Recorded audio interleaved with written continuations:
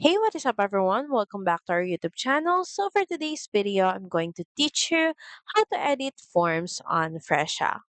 So first, you may want to head over to Fresha and of course, make sure that you're logged into your account. In the left panel, just click on the settings icon and from the workspace settings page, just click on forms. So from this page, you should be able to see a list of all your forms. And to edit the form, just select the form first that you want to edit. And say, for example, we want to edit this COVID-19 form. And to do that, just click on the Actions drop down button, then click on Edit. So from the Builder section, all you have to do is click on the certain field that you want to edit. So say for example, we want to edit from the custom section and we're just going to click here. And from here, you can change the text that is entered in this section. Then once done, just head over and click on save.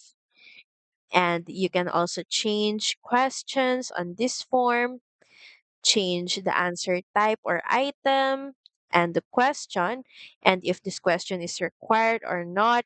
Then, of course, once done, just head over and click on Save.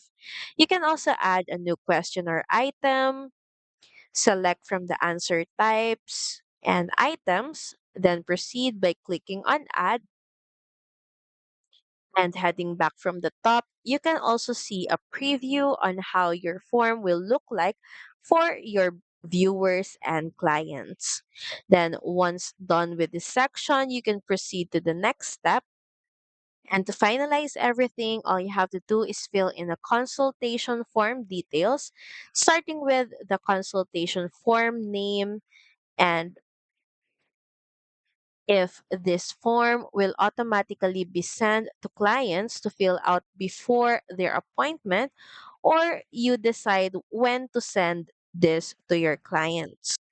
You can also change if you want your clients to fill out this form every time they book an appointment or only once.